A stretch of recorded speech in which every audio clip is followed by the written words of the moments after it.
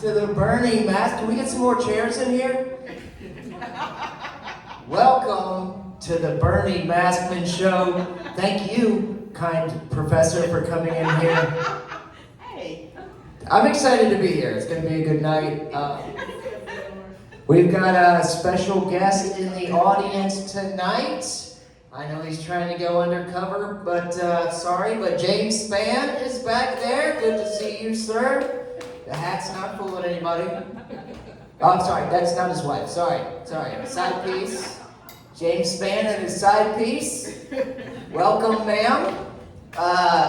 What a great night. What a great night. It's such a small audience. I feel like we can get to know each other, right? What's your name, sir? JP. JP? Thank you. What's that stand for? John Paul.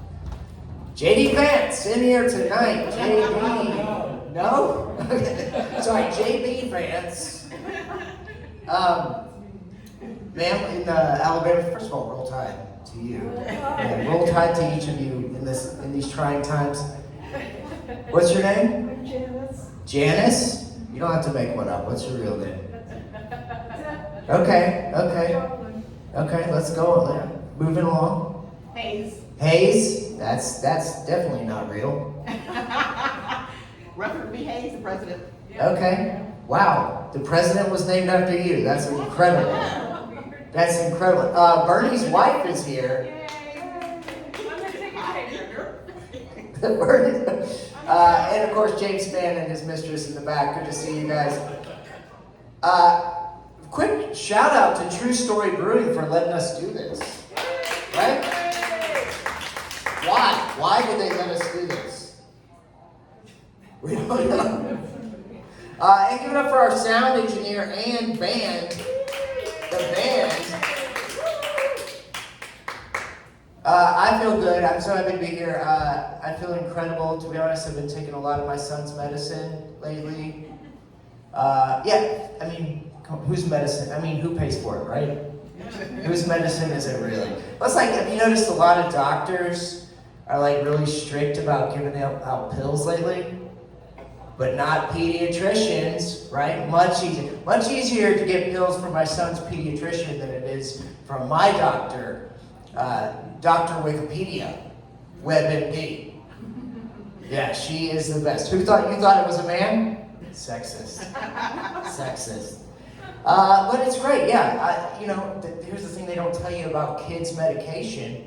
It works on adults too, you just have to take more of it, right? He's 10, I'm 43, so I just take 4.3 times what his dosage would be, right? And my acid reflux is gone. He is miserable though. He cannot have orange juice, yeah. Ooh, it's bad. I got a weird insult the other day. I was just walking down the hall and in this office building, and this guy walked past me. He's probably 5'2". He walked past me and he said, "What's up, Short Kings?" And tapped me. Short Kings? I was like, buddy, I'm 5'10 and a half. That is basically 6 feet. I stuffed him in a locker. I stuffed him in my trunk and drove to a middle school and stuffed him in a locker. Short Kings, my ass. God damn. Yeah, it's been a rough week. Hey, why is a massage parlor the only business that offers a happy ending? Right, Professor?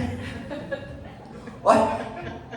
My optometrist is cute, is what I'm saying. Like, she is kind of hot, kind of milfy, and like the lights are real dim, kind of like this, right? Just saying. I would tip. You guys tip at the optometrist? No. All right, moving along. Who's here to see Bernie Maskman tonight? Yeah, make some noise. Well, too bad, he is not here. I am hosting tonight. Bernie is dead. Sorry. Wait, yeah. I'm his wife. Yeah. He is no. Oh, I'm sorry. There's children in the room. Bernie has gone to live on a farm, upstate. He is. Yeah. So in his memory, I will be hosting tonight. So let's get started, right? Let me bring out our first guest, street magician. You guys have seen him on the streets of Birmingham doing magic. You guys love him so much. Schtephawn Uneeq, everybody. Schtephawn, get on out here.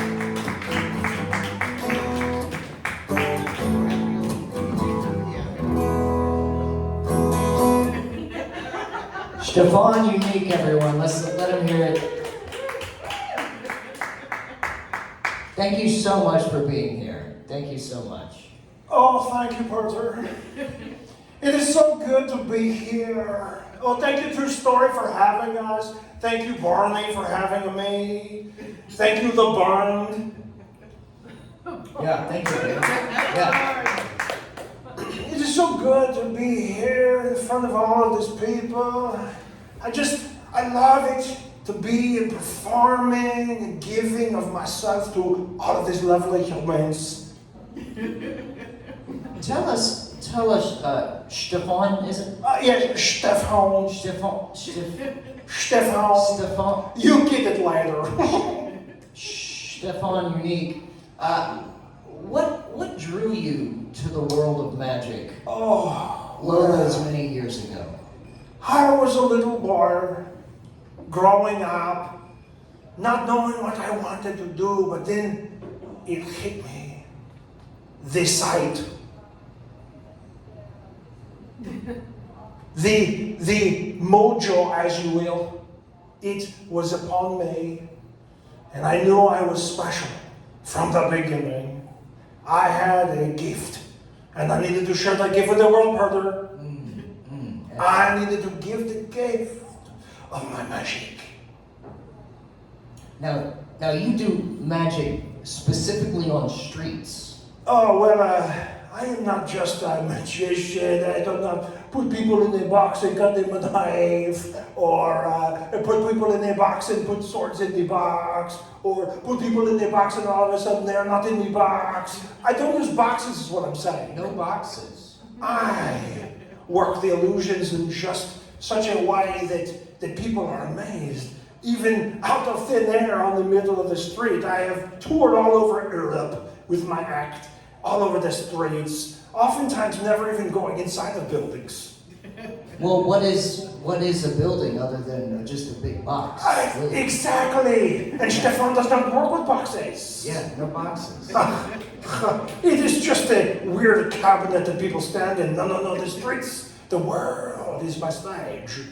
The open air. Now, what sort of a living can a street magician earn in, say, for example, Birmingham, Alabama? Peter, it's not about the living. It's not about the money. It's about the art. It's about the illusion. It's about me blowing your mind with my gifts. I mean, it has not been as easy as it was a long time ago. I mean, back in the early days, Schtephawn would travel up and down and do amazing feats of illusions. And now I fear I have come on a bit of a harder time. You see, What happened? it was many years ago when Schtephawn found himself in the midst of betting on the parnies. In a begging or perners? Begging on the parnies. It's a parlance. It's a, what do you call it? Horse racing. Oh, betting on the ponies. And Betting on the ponies. And I found myself deeper and deeper into the glitz and the glamour and the smoke-filled rooms of these betting parlors. And I got behind the 8 ball, as they say, with some gentlemen that were very mad. And I read about that, I think, on the Birmingham racetrack Reddit page. they disfigured Schtephawn. What? They broke my harness. Your They've heart? never been the They same. broke your heart? They broke my harness. They've never been the same.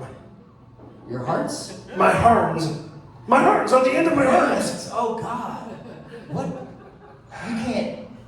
Can you still do magic? Well, I've had to adjust my performance. I still have the gift, don't get me See, wrong, the but magic is inside. But mostly I work with toddlers and people that have object permanence issues. I do a lot of simple and less dramatic, but a lot of flourish, still a lot of amazement. For instance, just watch. Oh, ladies and gentlemen, this is a treat. We have Schtephawn Uneeq going to do a couple of tricks for us. I wasn't going to ask, but he seems willing to do it. Oh, I'm always willing, Perler.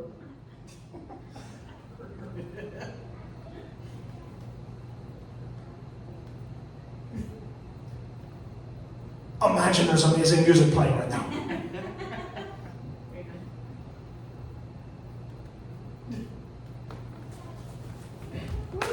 Whoa! Whoa! And now you are thinking to yourself, where has the blue thing gone? Where has it gone? We do not know where it is. We do not know what it is back! Did you? Yes. Did you guys see that too? How did it look from out there? Because from here, Amazing. fucking awesome. Okay. I Wow. can also do that with a red scarf. So, you know, I've got range. Well, what does the future hold for a legendary street performer such as yourself in, let's say, the twilight of his career? Oh, how dare you, Berter? I know what you're trying to offense, say. no offense. You were saying Schtephawn is past his prime. No. Right. Oh, how dare you? I'm not past my prom. I am in the middle of my prom. He's in the middle of his prom. I'm simply adjusting my time to meet a new world. I'm thinking of taking my love of era and turning it into maybe a travel show. Just me lounging on beaches and verandas and patios everywhere. So mostly outdoors. Oh, of course, outdoors, Berter. Okay. I do not work in boxes. Wow. Yes, just I will ride up and down the coast on the Vesper, and with my scarf waving the wind, maybe with someone special on my arm. You know, the good life. I love it. I love this You know, so much. Before I go further, I just want to say I want to thank you for having me on this show. I want to let you know I've been thinking about coming on this show for quite some time. And Yeah. you and I think we are a lot alike, you and I. You have dreams, I have dreams. I have dorms. I have stayed in dorms too. So, you know, if all I'm saying is, you know, if Berner never comes back, and you decide to go on, and maybe you could go a sidekick, and I can kick this ass like no one's business. Would people like that? Would people like the Schtephawn Uneeq show featuring me? Oh, you always put yourself on the back burner. That's so sweet, Berner. We That's so did sweet. mock James Spann and his pictures. Well, it was bound to happen there. I got to snake off. Listen, Peter, I've got to be on my way, but it has been a beautiful time. Schtephawn Uneeq, everybody. Let him hear it. Oh my God. What a trip. Where else in Birmingham can you see world famous street mages like that? Besides Brother Brian Park up there. God. Amazing. Schtephawn Uneeq, everybody. Before I bring up our next guest, I kind of wanted to take a second to highlight another member of our little show here who doesn't seem to get much attention, and I think it's time we rectify that. Let's talk to the band. The band? Come on up, the band. The band, everybody. Oh, hi. Oh God, he speaks. Oh God. I didn't know you would talk. This is the first time we had a microphone. Wow. So, the band. How did you get started in bands? Bands in general. Yeah. Bernie is all that I know in terms of bands. Okay. And he found me, and here we are. That's kind of the whole. That's the saddest thing I've ever heard. Well, I mean, but I have this now, so there is that. Yeah, so there's a reason to keep going for another month. That's true. I have this shirt, and it keeps me going from month to month. Yeah. Would you say that you can't end it all because you made this shirt? Now, I mean, I could say that. That is a thing I could say for sure. I know that everyone in the audience is probably wondering, like exactly how much sex gets thrown at you on a daily basis because of this gig. Because of this, like how many? I'm just going to take a guess. Women. How many women are you pushing away? I mean, that try to tackle you as you leave this stage. Specifically, it's hard to gauge how much is specifically from this gig for sure. Yeah. Because of your other gigs? That's right. There's not a lot of questions asked in general, or people asking them. So, does that answer your question? I feel like Not at all. Okay.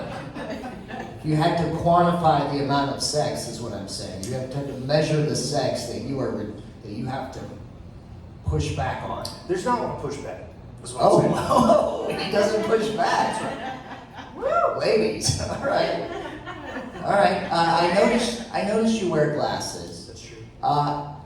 Is your optometrist hot? Like mine is. So you have to take the glasses off Uh-huh. to do the optometry. So I don't know because I'm very, very blind. I need the glasses very bad. Is it Dr. Page in Walmart in Pelham? No. She is pretty hot. What can you after this? Can you send me the address? Yes. Okay, Yeah. okay. Yeah. Okay. How do you prepare for a gig like this? Like, is it a lot of finger exercises? Is it a lot of stretching? And I'm talking specifically about the sex. I wasn't prepared for that sort of question. Being in the band, it's usually music specific. Oh, right, okay. Can I get back to you on that? Yeah. Okay. Yeah. Next okay. month. I'll let you know next month. Okay.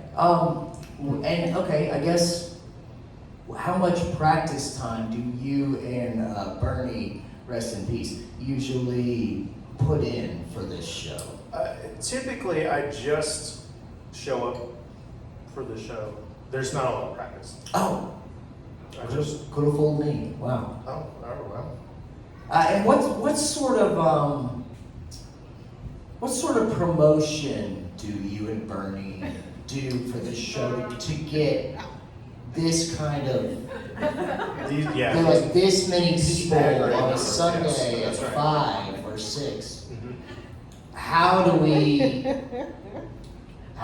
we get all these asses in the seats? Right. So in the early days, there was no banner. Oh. And so now we've added the banner. Wow. And I feel like that's gotten us to here. Give it up for the banner. Thank you. Some poor kid at Kinko's had to do this. Some poor kid at Kinko's went home like, you'll never believe this. I mean, she was that I made paid, so not that poor. Okay, yeah, no, that's not bad. Like an hourly kid. Do you think it's time to find a venue with more capacity for all the fans? It could be. I mean, Do you think we've outgrown this space? If you rent it, they'll come, is my understanding. That's what I hear. Okay, That's the scuttlebutt. okay. So you're thinking maybe BJCC? Something in that range would be great, yeah. Maybe what's the new place in Huntsville that has like a million people? Sure, the new place, yeah. Yeah. That place, thank you. Okay. I mean, we would never give up. True story. No. This is our home base. But too many In fans. addition. Okay. Is there a Mrs. the Band? Oh Lord, no. No? No. Okay. Is there a Mr. the Band? No, not that high. No? Okay. But inclusive, thank you. Yeah, is there a non-binary the band? No, not that. No? Okay. Married to the streets, Well, to the game. music. Yeah. To the music. Oh, yeah. That's Yeah. right. That's right. Okay. Band, in closing, what's one thing that you kind of wish people knew about the band? Oh, what a big question for the band. I don't. All right, an easier question. Where did we get that shirt? From Tractor Supply. That's right. Bernie went all out. Okay. Oh, Bernie paid for it. Oh, yes. Wow, that was the last dollar that he That's had right. before he died. Wow. Okay, well, thank you, the band, everybody. Give it up for the band. What a treat! What a treat! Play us a couple bars, band. Play us into our next guest. I'm so excited for this next guest here. We have a legend of stage and screen, another European. Sorry. Please welcome legendary Scottish action star Dynamite McTaggart.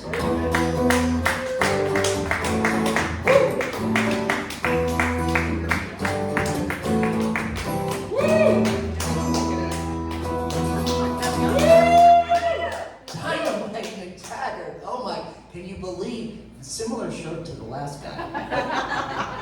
Yeah, that guy stole my shirt. I don't trust Europeans.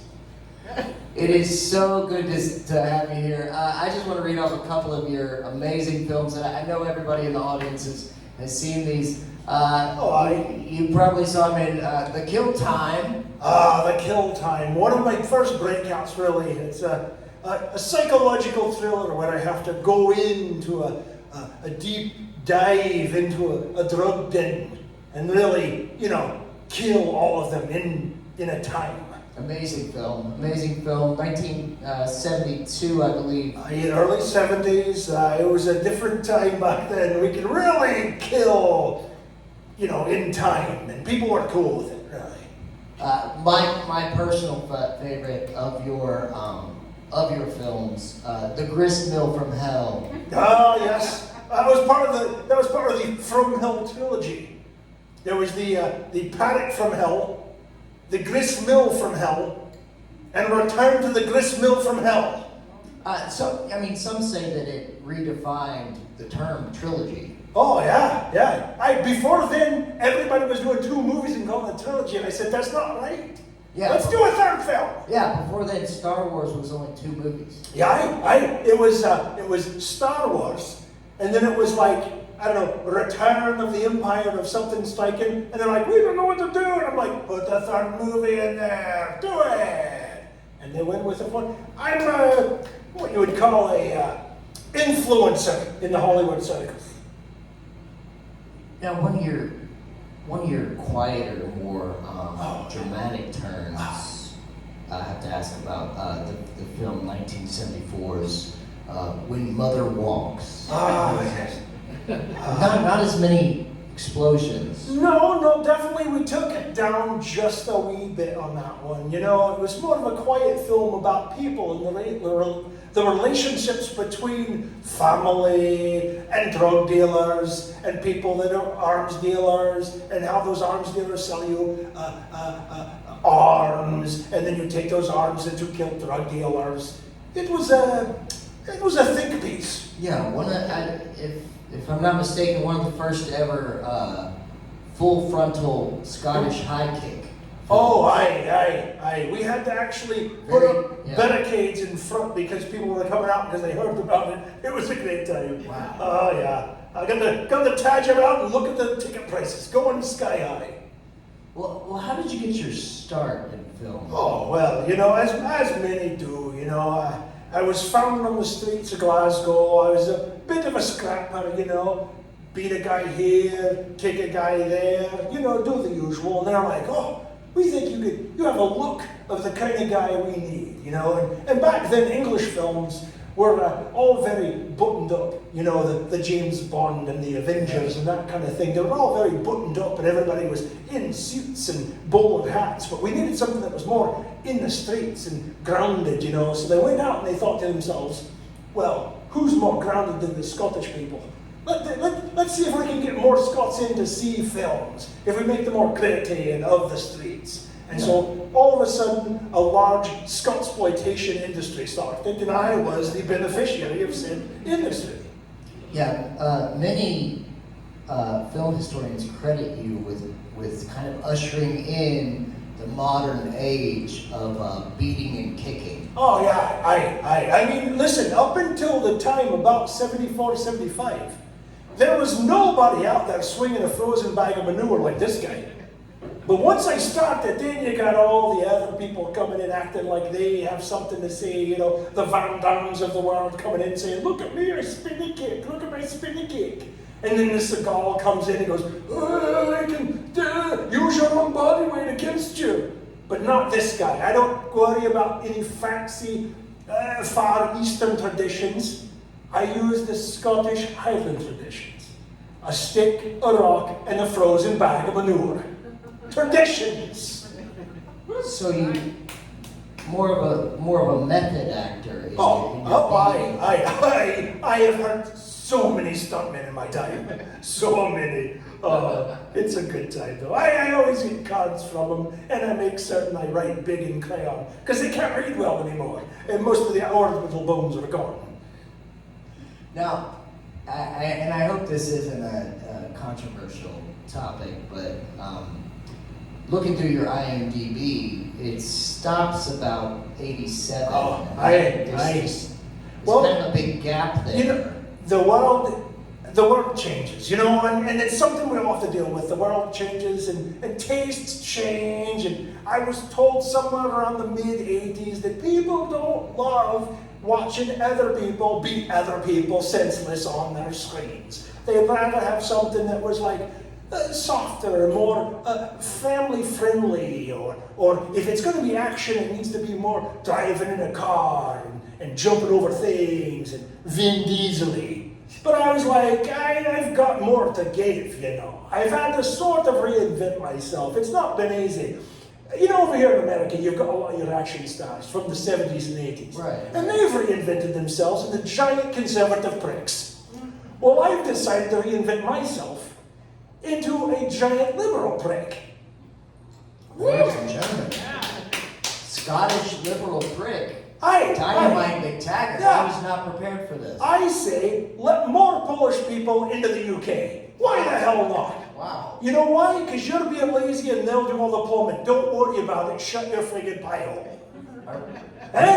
That's great liberal prickdom right there. That's what I just gave you. Are we gonna get canceled for this? You might, because I'm a hot button issue. I'm like Alex Jones, but without all the heart murmurs and dying. You're like a liberal Scottish Alex Jones. Aye. Except I won't tell people that murders and mass killings are fake. I'll say things like, get out your ass and stop being a lazy bastard, you Elon Musk prick. Wow. Wow, you're gonna get us kicked off Twitter. Oh no, the weird guy that looks like the inside of a mask is gonna tell me that we can't be on Twitter. Oh no, well guess what, I'll take my 140 characters somewhere else. You and your piece of shit talk. You do have 140 characters. I've got character, son. Wow. So it's a different lifestyle, you know. You got that Kevin Sorbo spent most of the 90s being Hercules, and now he's all like on the Scott Bale bandwagon of just, you know, supporting whatever rhetoric he can get off the back of a brochure he found in a ditch. Yeah. There's a market. There's a small market for conservative Bible films. Oh yeah. Of course, that's exactly what we want. We want more people watching Left Behind. Have you seen any of those? Crap. And I've been in bad films, so I should know. 2 More Gravy Boats, specifically. Two more. That was a wee bit of a stretch. I agree. Sequel to 1 Gravy Boat. Yeah, there we go. Yeah. Well, that was one that I said I wasn't in one gravy boat, but they wanted to, they thought they could take me and put me in and inject a little bit of my flavor into it. So I played a talking gravy boat who gets in a misadventure all around town.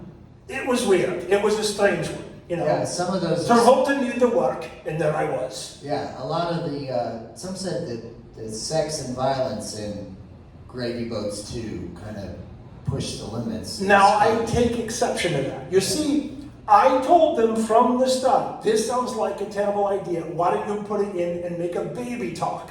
And they're like, talking babies, that's crazy. Get the gravy boat out. And I said, all right, so we do it. It bombs, and what happens 2 years later? Him and freaking Kirstie Alley walking around talking to a baby. Yeah, it was a lot of violence for a children's film. Yeah. Well, then they cut all the violence out of it that I told them they should do. I mean, let's be honest, who doesn't want to see a back alley baby fight? That's great, just tiny little chubby fists holding knives. That's a good time.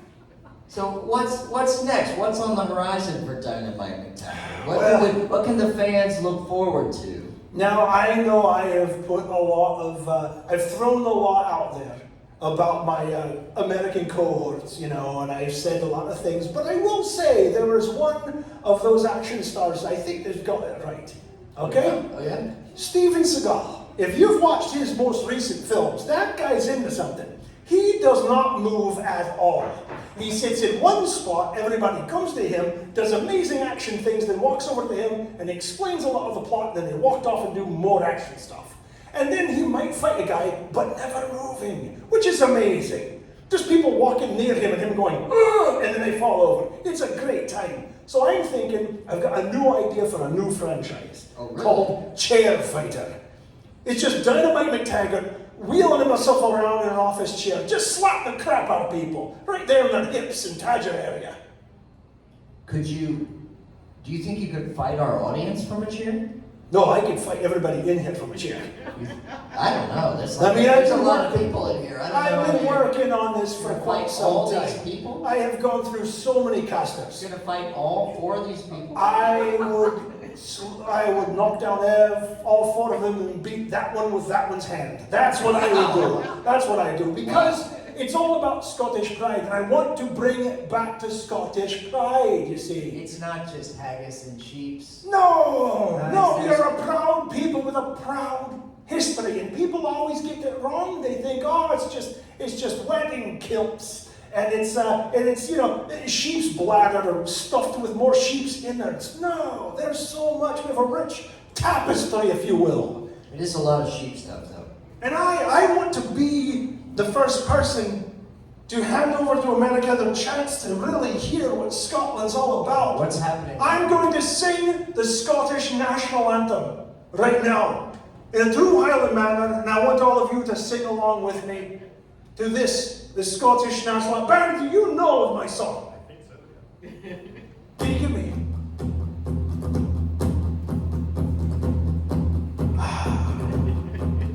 When I wake up, well, you know I'm gonna be the man who wakes up next to you. When I go out, well, you know I'm gonna be the man who goes out with you. And when I come home, well, you know I'm gonna be the man who's coming home to you. And when I sit on a table, well, you know I'm gonna be the man who's sitting at a table with you. And I would walk 500 miles, and I would walk 500 more, just to be the man who walks 1,000 miles to fall down at your door. When I go out, you know I'm gonna be the man who goes out with you. And when I feed the dog, well, you know I'm gonna be the man who's feeding the dog for you. And when I'm watching my telly, well, you know I'm gonna be the man who tells you to quiet down because I'm watching telly. And when I stay out, well, you know I'm gonna be the man who you're yelling out because I'm staying out too late. And I would walk 500 miles, and I would walk 500 more, just to be the man who walks 1,000 miles to fall down at your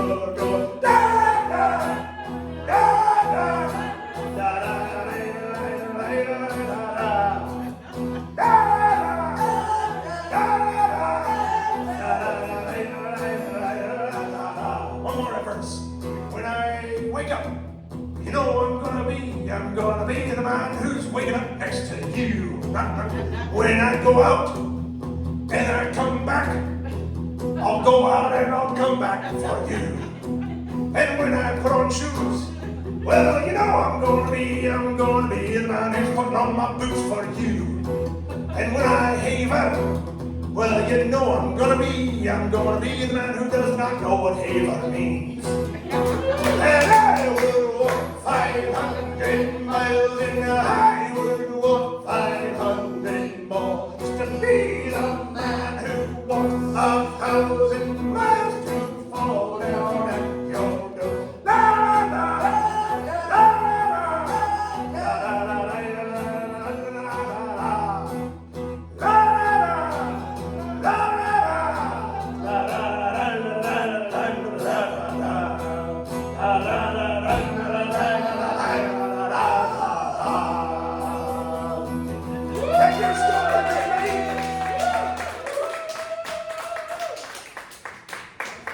Dynamite McTaggart, everybody. That's our show.